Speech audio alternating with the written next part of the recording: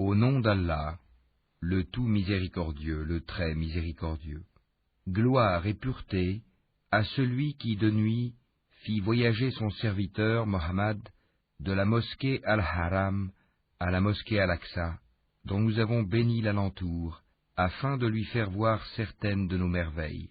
C'est lui vraiment qui est l'audient, le clairvoyant. Et nous avions donné à Moïse le livre dont nous avions fait un guide pour les enfants d'Israël. Ne prenez pas de protecteur en dehors de moi, ô vous, les descendants de ceux que nous avons transportés dans l'arche avec Noé. Celui-ci était vraiment un serviteur fort reconnaissant. Nous avions décrété pour les enfants d'Israël, et annoncé dans le livre, par 2 fois vous sèmerez la corruption sur terre, et vous allez transgresser d'une façon excessive. Lorsque vint l'accomplissement de la première de ces 2 prédictions, nous envoyâmes contre vous certains de nos serviteurs doués d'une force terrible, qui pénétrèrent à l'intérieur des demeures, et la prédiction fut accomplie.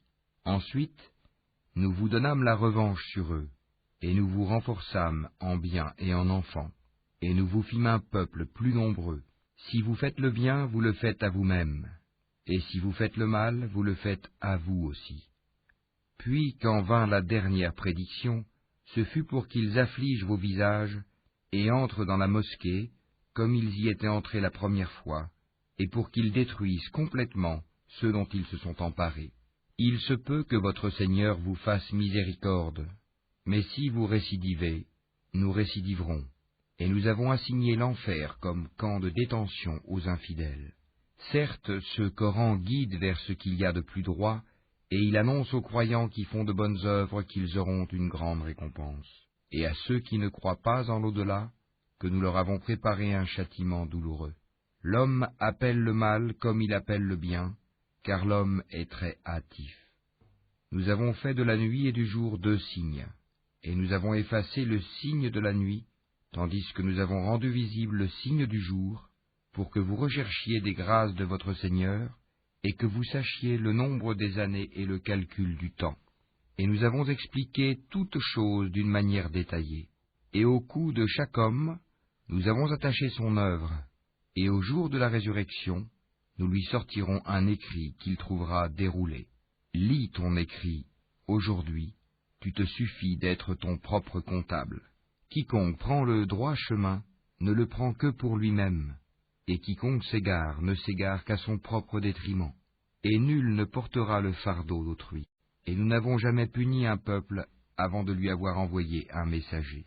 Et quand nous voulons détruire une cité, nous ordonnons à ces gens opulents d'obéir à nos prescriptions, mais au contraire ils se livrent à la perversité. Alors, la parole prononcée contre elle se réalise, et nous la détruisons entièrement. Que de générations avons-nous exterminées après Noé, et ton Seigneur suffit qu'il soit parfaitement connaisseur et clairvoyant sur les péchés de ses serviteurs. Quiconque désire la vie immédiate, nous nous hâtons de donner ce que nous voulons, à qui nous voulons, puis nous lui assignons l'enfer, où il brûlera méprisé et repoussé. Et ceux qui recherchent l'au-delà et fournissent les efforts qui y mènent, tout en étant croyants, alors l'effort de ceux-là sera reconnu. Nous accordons abondamment à tous, ceux-ci comme ceux-là, des dons de ton Seigneur, et les dons de ton Seigneur ne sont refusés à personne. Regarde comment nous favorisons certains sur d'autres, et dans l'au-delà il y a des rangs plus élevés et plus privilégiés. N'assigne point à Allah d'autres divinités, sinon tu te trouveras méprisé et abandonné. Et ton Seigneur a décrété, n'adorez que lui, et marquez de la bonté envers les pères et les mères. Si l'un d'eux ou tous deux doivent atteindre la vieillesse auprès de toi, alors ne leur dis point « fi » et ne les brusque pas, mais adresse-leur des paroles respectueuses. Et par miséricorde, abaisse pour eux l'aile de l'humilité et dis, ô mon Seigneur, fais-leur à tous deux miséricorde comme ils m'ont élevé tout petit. Votre Seigneur connaît mieux ce qu'il y a dans vos âmes.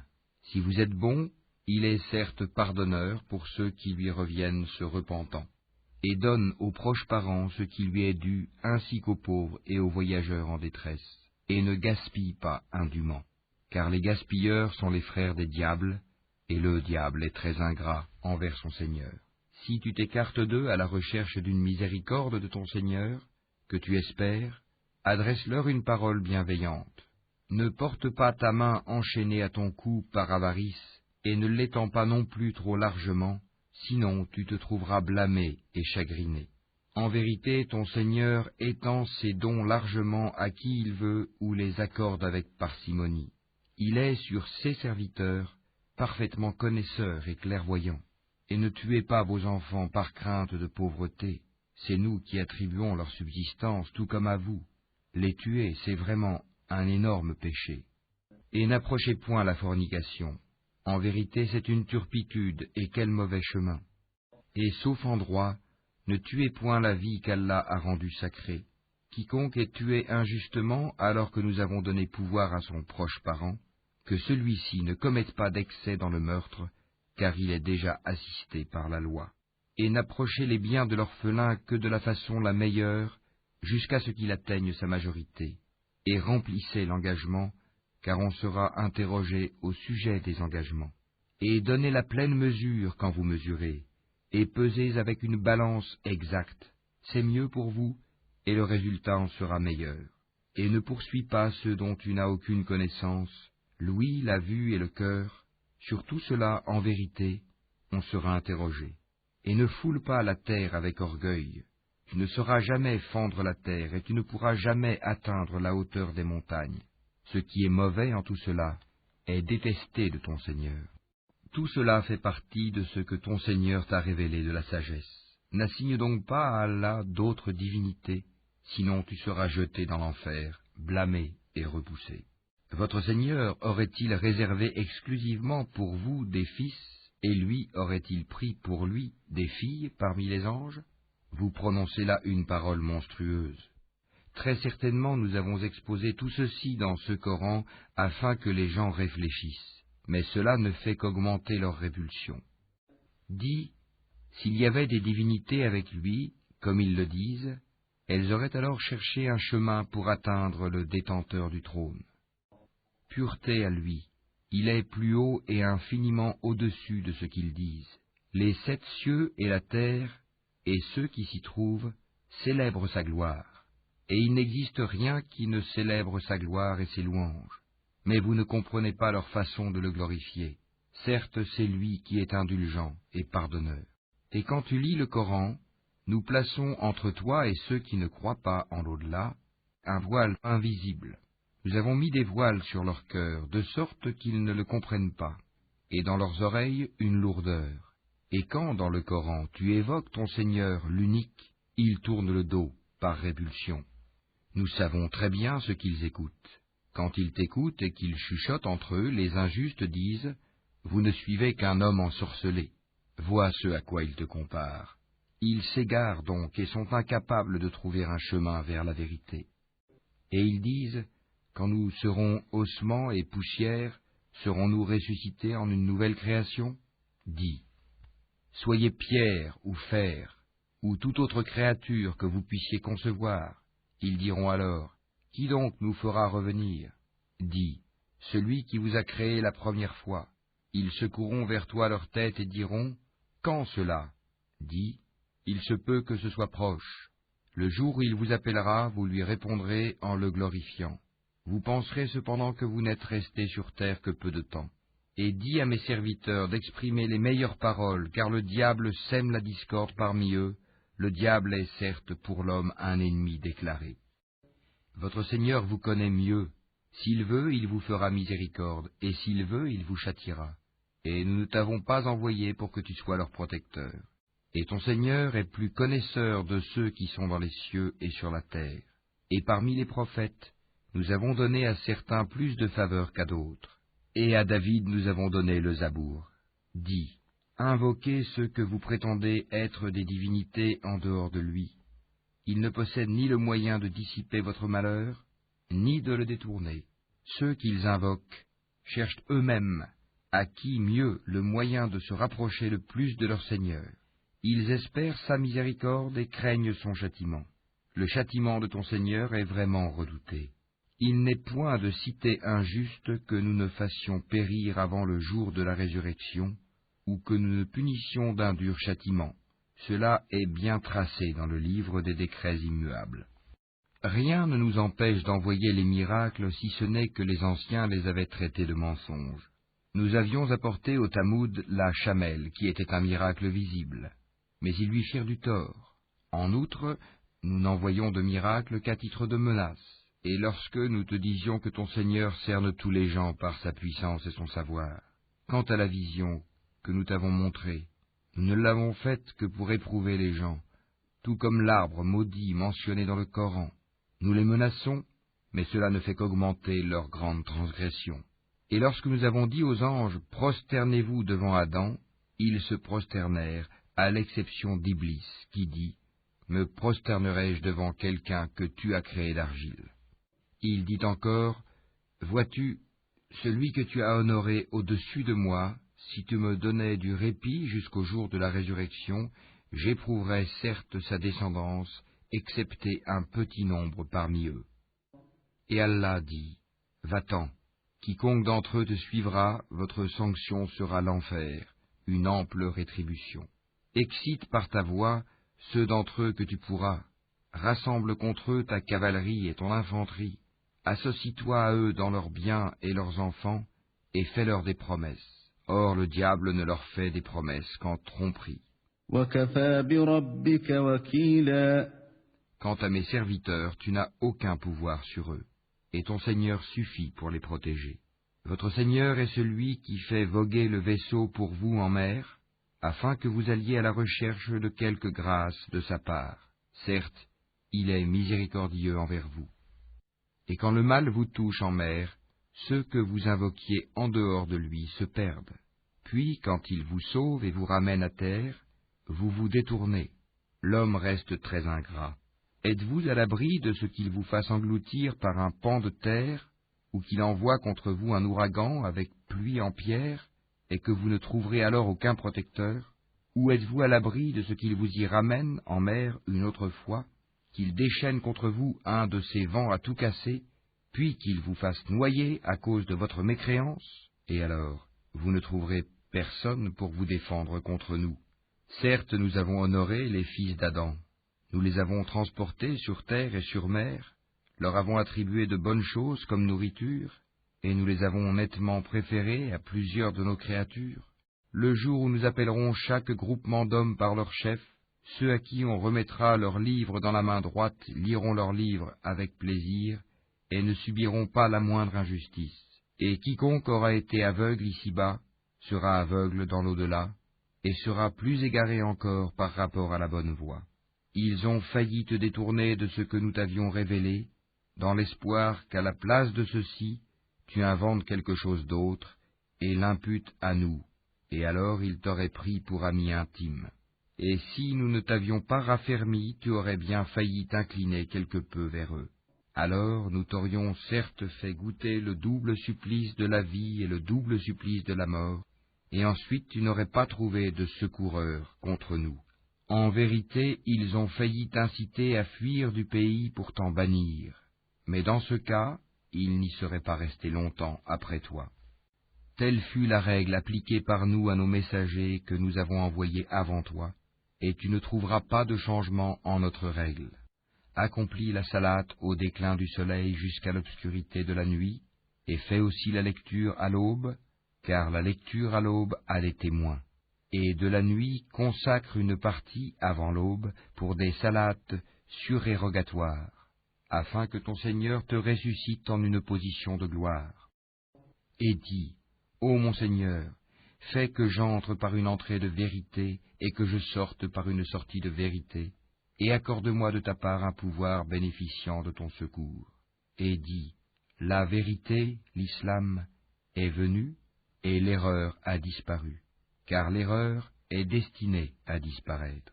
Nous faisons descendre du Coran ce qui est une guérison et une miséricorde pour les croyants.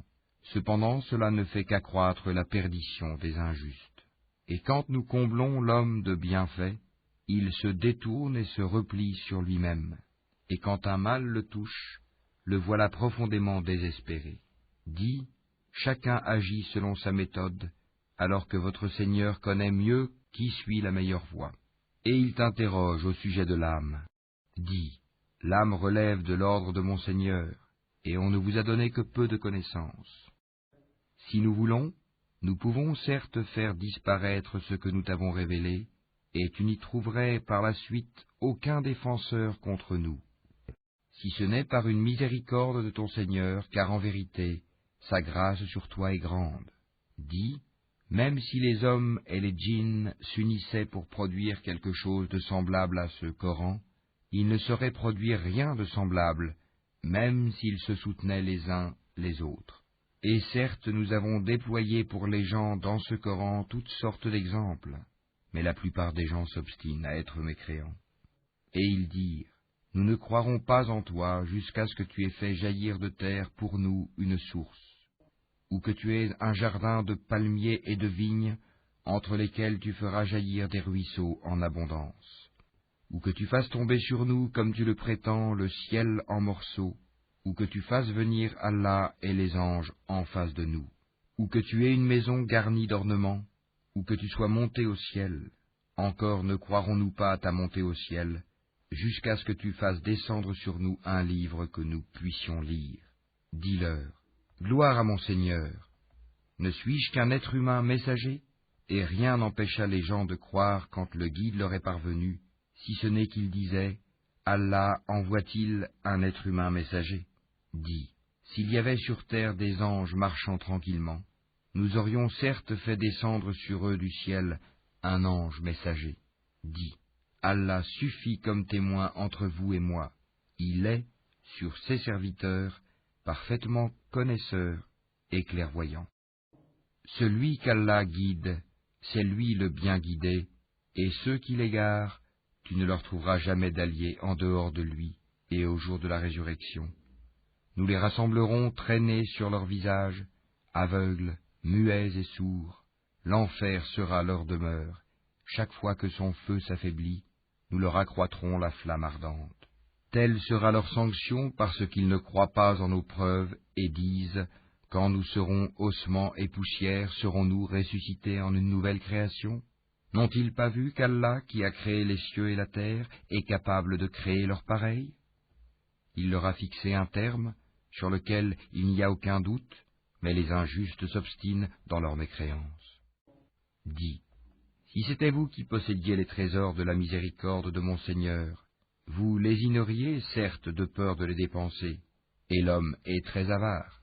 Et certes, nous donnâmes à Moïse 9 miracles évidents. Demande donc aux enfants d'Israël, lorsqu'il leur vint, et que Pharaon lui dit, « Ô Moïse, je pense que tu es ensorcelé. » Il dit, « Tu sais fort bien que ces choses-là, les miracles, seul le Seigneur des cieux et de la terre les a fait descendre comme autant de preuves illuminantes. Et certes, ô Pharaon, je te crois perdu. » Pharaon voulut donc les expulser du pays. Alors nous les noyâmes tous, lui et ceux qui étaient avec lui. Et après lui nous dîmes aux enfants d'Israël, « Habitez la terre. Puis, lorsque viendra la promesse de la vie dernière, nous vous ferons venir en foule. » Et c'est en toute vérité que nous l'avons fait descendre, le Coran, et avec la vérité il est descendu, et nous ne t'avons envoyé qu'en annonciateur et avertisseur. Nous avons fait descendre un Coran que nous avons fragmenté, pour que tu le lises lentement aux gens, et nous l'avons fait descendre graduellement. Dis, croyez-y ou n'y croyez pas, ceux à qui la connaissance a été donnée avant cela, lorsqu'on le leur récite, tombent, prosternés, le menton contre terre, et disent, gloire à notre Seigneur, la promesse de notre Seigneur est assurément accomplie. Et ils tombent sur leur menton, pleurant, et cela augmente leur humilité. Dis, invoquez Allah ou invoquez le tout miséricordieux, quel que soit le nom par lequel vous l'appelez, il a les plus beaux noms, et dans ta salate, ne récite pas à voix haute, et ne l'y abaisse pas trop, mais cherche le juste milieu entre les deux. Et dis, louange à Allah qui ne s'est jamais attribué d'enfant, qui n'a point d'associé en la royauté, et qui n'a jamais eu de protecteur de l'humiliation. et proclame hautement sa grandeur.